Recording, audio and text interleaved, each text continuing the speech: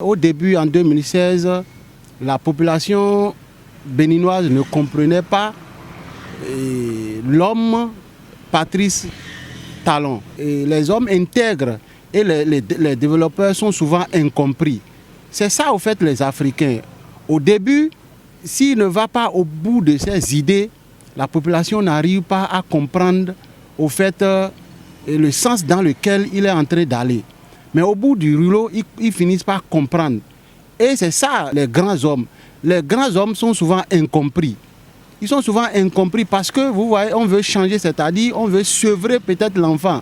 L'enfant n'arrive pas à comprendre que pour le sevrer, c'est pour lui donner la pâte et la sauce. Lui pense que son lait, là, c'est ça qui est important. Or, il faut sevrer l'enfant pour lui donner les bonnes choses. C'est ça le peuple africain.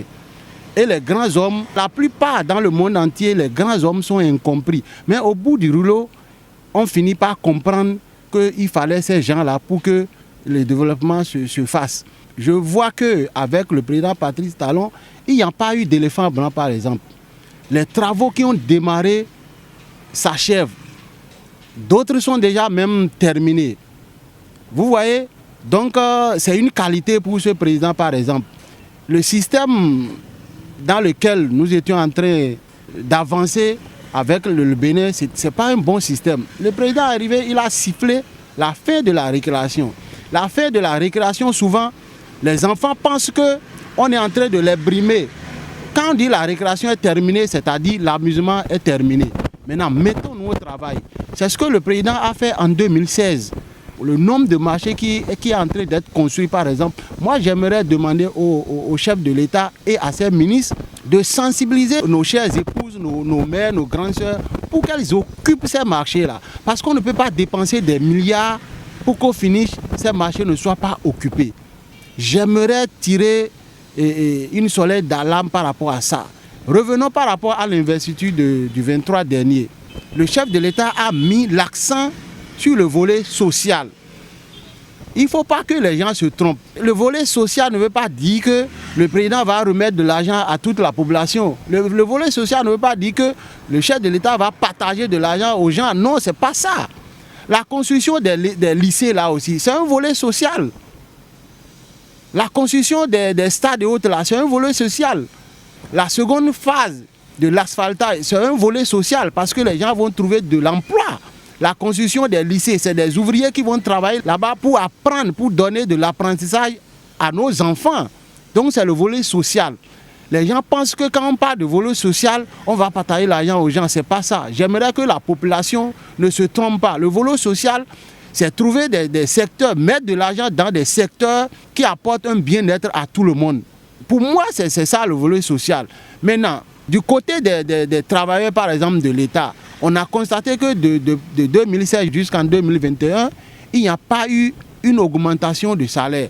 Or, vous savez, quand on dit de serrer les ceintures, c'est après la paye des salariés là, que les bonnes dames vendent un peu dans les marchés.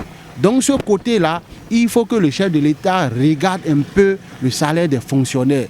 Depuis 5 ans, même 1000 francs n'a pas été augmenté dans le salaire des fonctionnaires. Il faut que ce volet social aussi se penche sur le salaire des fonctionnaires. Je crois que les Béninois vont l'applaudir. Il avait dit, après 5 ans, les Béninois vont l'applaudir. Même si chacun ne vient pas applaudir le chef de l'État, quand on passe sur certaines voies et on voit des réalisations, même si on est sur Zem, on dit que, bon, Mika Serré Saint-Oumé et Katekmon, vous voyez, quelque part, ils sont en train de l'applaudir comme ça. Vous voyez, même si ce n'est pas visible, intérieurement, je suis sûr que certains Béninois savent que le chef de l'État a fait un grand pas.